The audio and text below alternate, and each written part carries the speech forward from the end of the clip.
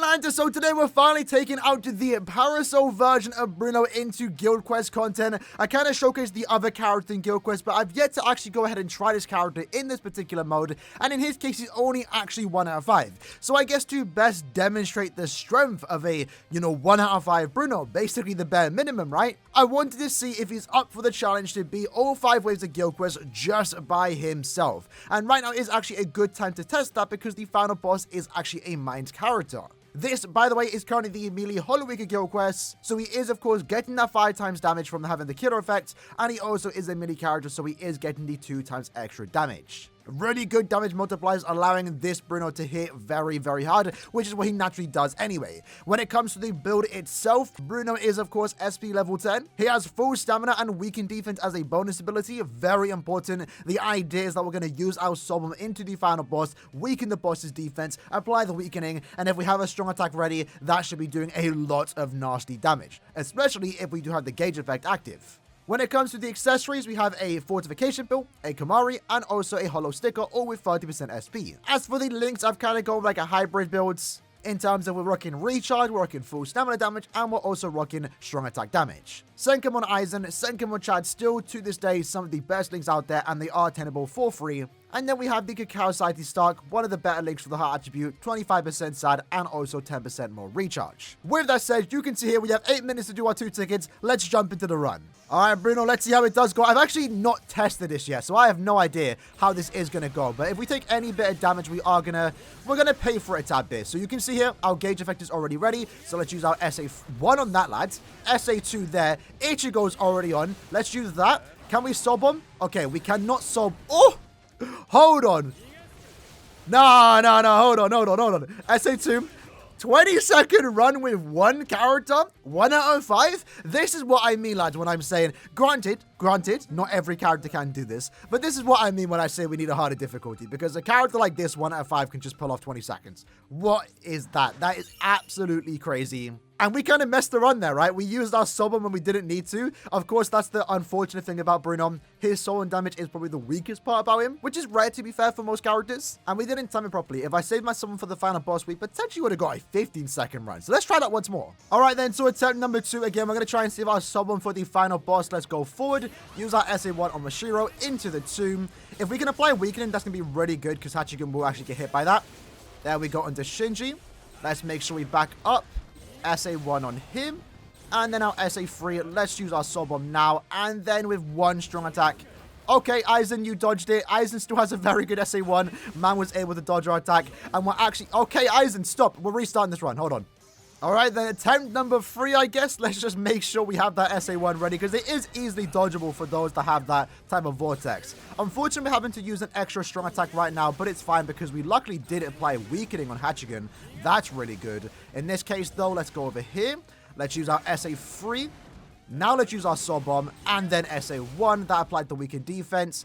It looks like we're getting a very similar score. In this case, 18 seconds. A tad bit slower on our second run, surprisingly. I really thought maybe using our Soul Bomb on the final boss would have been a tad bit better there. But maybe the Soul Bomb on the 4th boss is the go-to, because at that point, the gauge would be active. And if we can quickly get into the final boss while the gauge is still active, that might be better. So reset is currently in, 7 minutes? 4 minutes, so we'll retry that again in a couple minutes. All right, then, so 4 minutes have passed. Let's try this once more and see how it does go. So we're going to go in. If we can apply weakening, that'll be really good, because you can see here that Mashiro actually got weakened on the last hit. Hachigen got weakened. Unfortunately, I don't think I could follow up on it, though. It's fine. Let's use our Soul Bomb now. Can we kill with the SA1? Almost did. SA3 goes into Aizen. Look how close that was. Wow.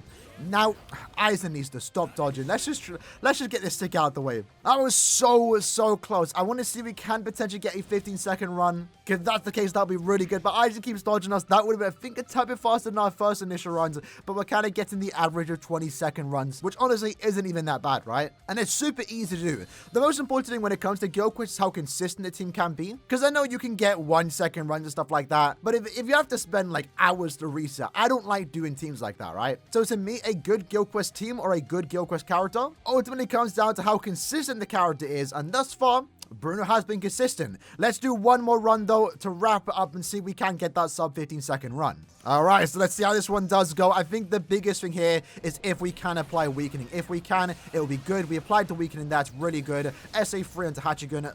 Then we go to the SA1 with Shinji. Weakened, but unfortunately, I don't think we could have followed up. Let's Soul Bomb here. SA1 on Ichigo. That would have been actually, I think, the run. Unfortunately, Aizen with his SA1 was so quick, it caught us off guard, and we go here. Let's reset that. All right, let's see how this one goes then, right? So go in. Probably should have used my flash step. I don't know why I didn't, but it's fine. Let's use that SA3 on you. Then we do SA1. SP boost is active. SA2 onto you. Soul Bomb. Let's back up. There we go. Dodge that. SA3. So close. So close. I don't know if it's possible. I don't know if it's possible. Maybe if we applied the weakening there, we would have done it. But that run was almost perfect. At this point, I'm going to keep resetting to see if we can get that sub 15. Alright, so I'm going to make this my last run. I've been trying for like 10 or so minutes now. I've gotten super close, but I think it just relies on weakening the final boss, which, you know, is a bit too much RNG for me. So runs are going to look very similar. I like to get Ichigo into the middle, then use my Soul Bomb, so that way the SA1...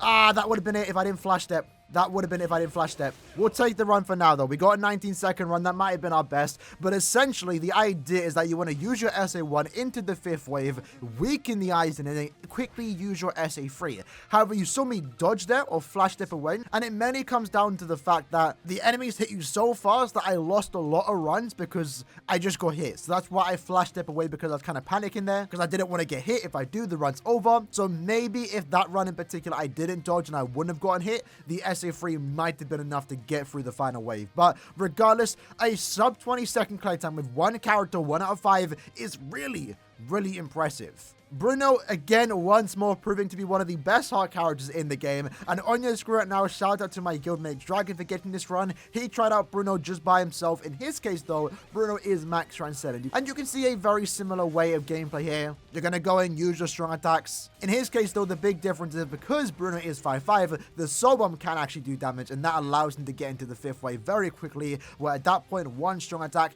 completely annihilates the boss. And that ultimately resulted in a very fast run with just one character. With that said, though, that's Bruno in Guild Quest. Hope you liked and enjoyed the video. I'll see you guys next time. Take care and peace.